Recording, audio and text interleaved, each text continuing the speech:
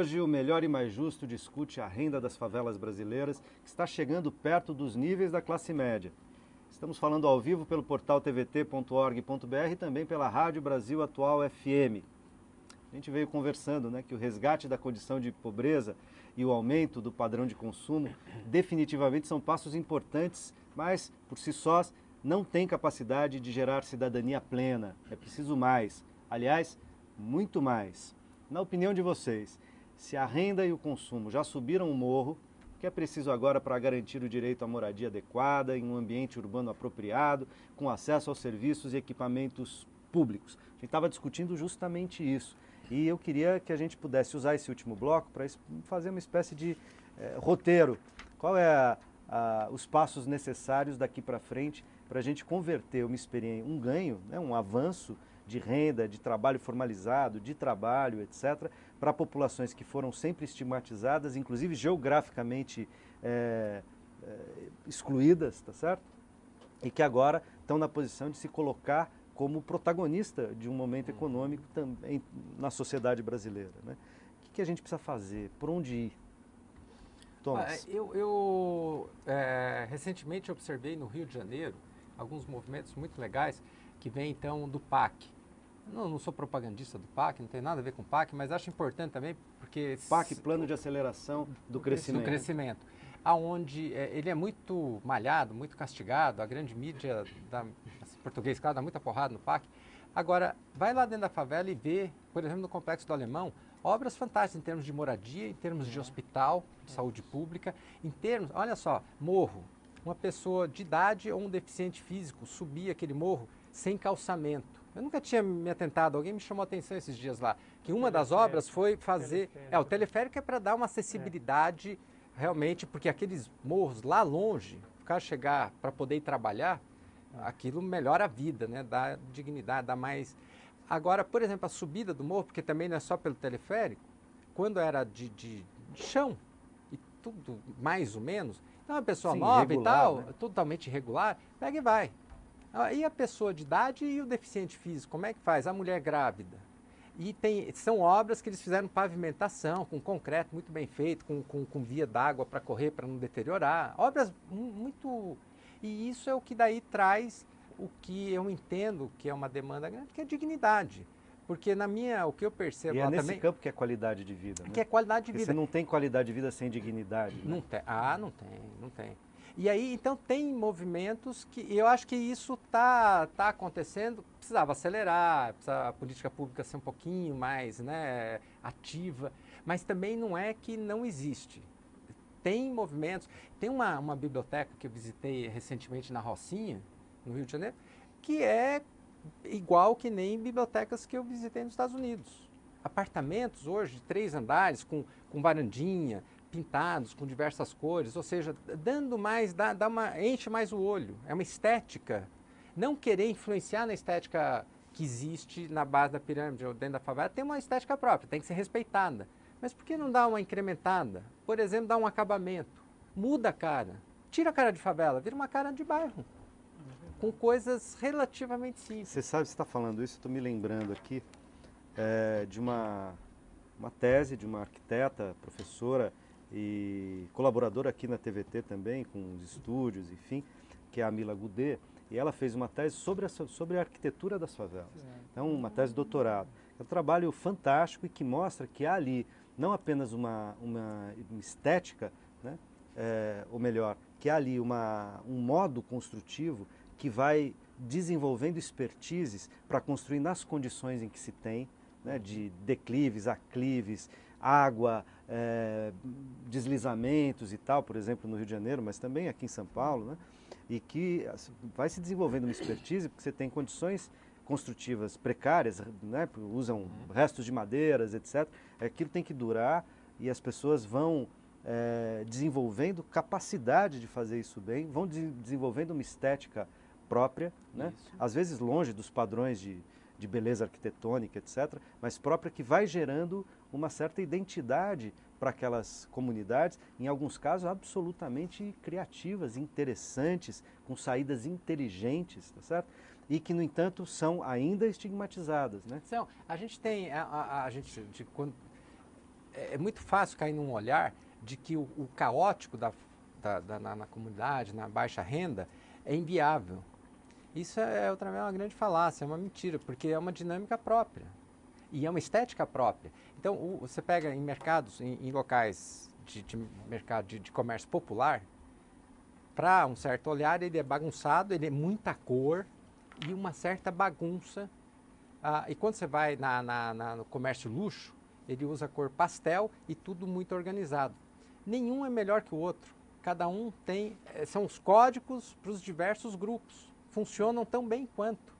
Então também, às vezes, as pessoas entram lá com uma pretensão de querer arrumar tudo. Nada disso. De importar um padrão que seria o belo e o eficiente, que vem de um outro lugar que não tem nada a ver com aquilo ali. E o que as pessoas lá não querem? Elas querem a melhoria, elas querem também...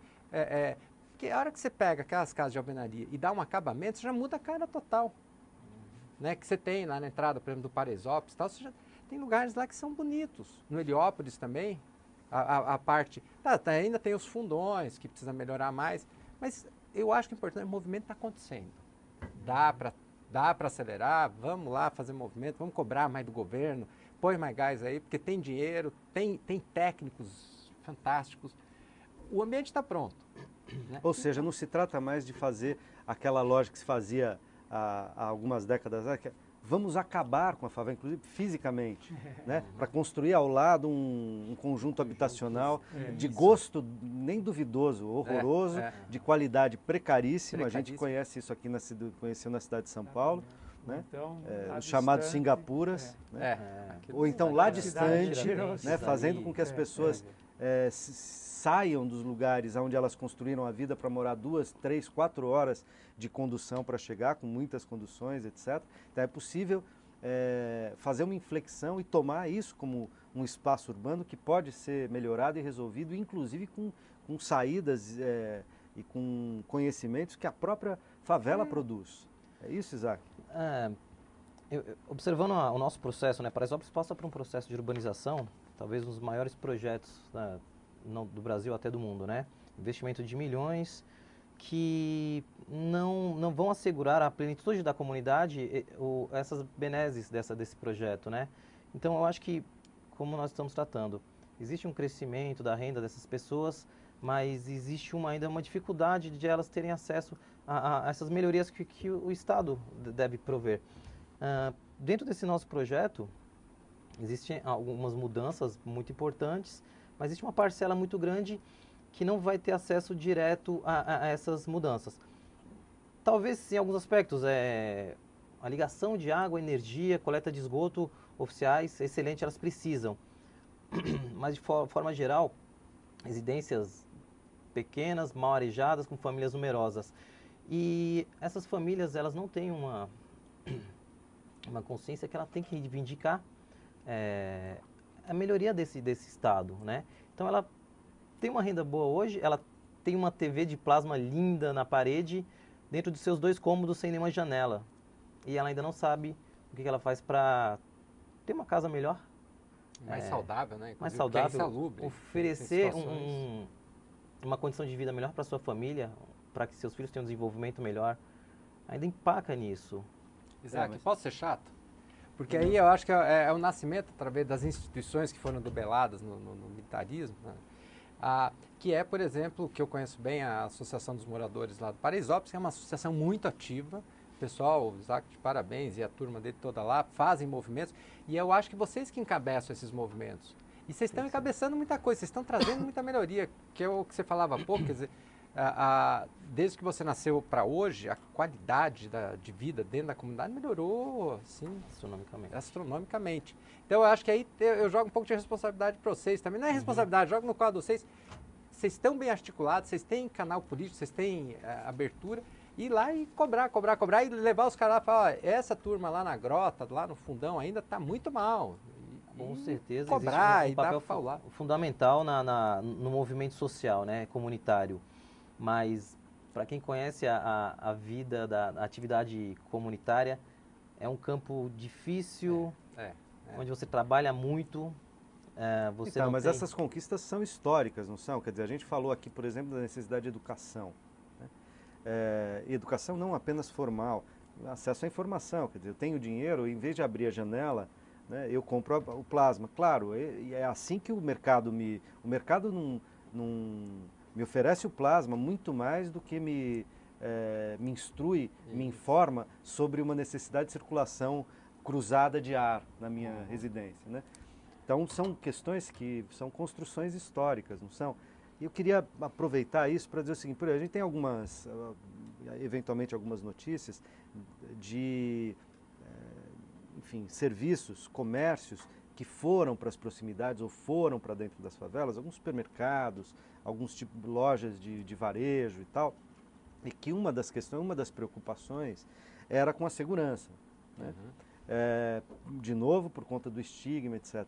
Vocês acham que a conformação geográfica, a aglomeração urbana que as favelas significam muitas vezes, espanta a chegada de projetos e de investimentos, como por exemplo no campo do comércio, dos serviços, Valdir?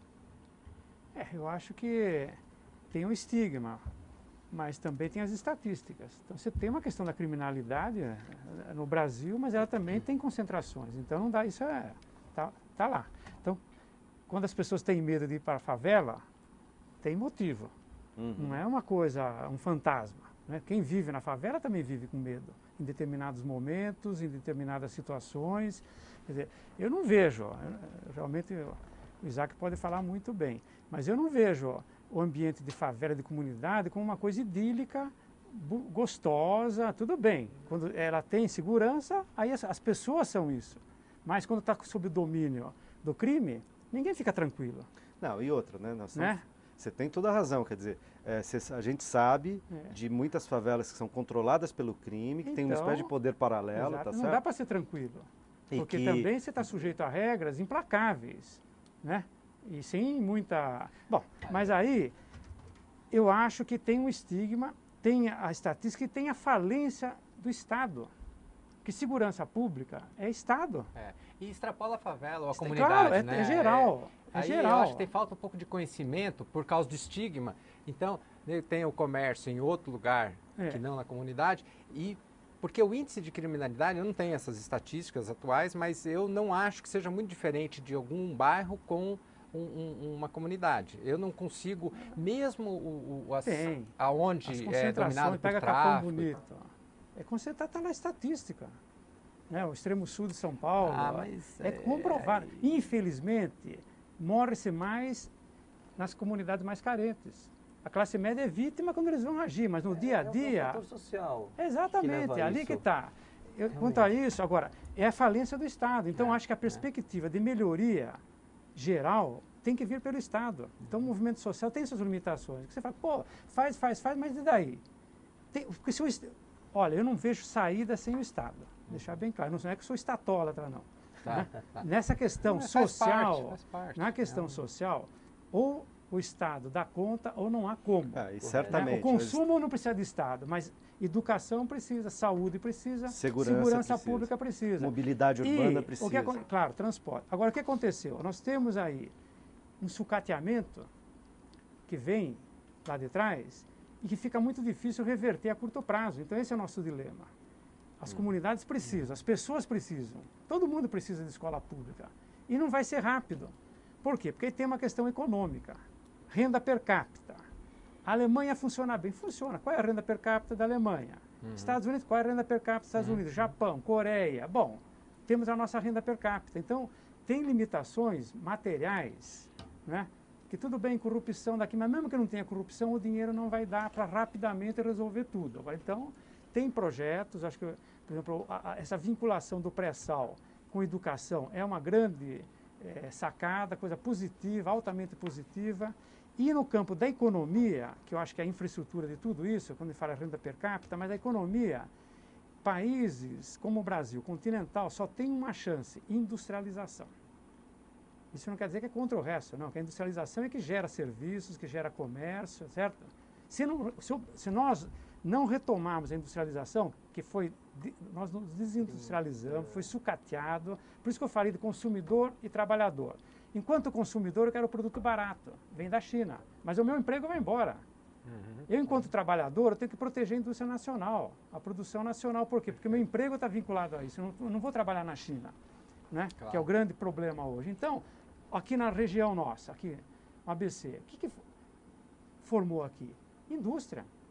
Então, ou retoma a indústria, e indústria avançada, que inclusive possibilite que o dinamismo vá além da baixa classe média, porque não é que eu gosto da alta classe média, eu claro que prefiro estar na alta, não há a menor dúvida.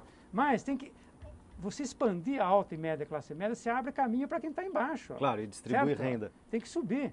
E distribui renda. Bom, eu estou aqui ouvindo que o nosso tempo se esgotou. Que pena. Valdir abre desdobra questões, né, que inclusive merecerão outros programas, algumas delas a gente já vem debatendo aqui no Melhor e Mais Justo. Eu agradeço muitíssimo a presença de vocês, agradeço também a você que nos acompanhou até aqui. Logo, o conteúdo desse programa estará disponível no nosso portal, onde você pode sugerir temas e rever outros debates que a gente já fez. Acompanhe a nossa programação também pelas redes sociais, facebook.com/RedeTVT e pelo Twitter, @RedeTVT. A gente se encontra na próxima quinta-feira ou a qualquer momento pela internet. Um forte abraço.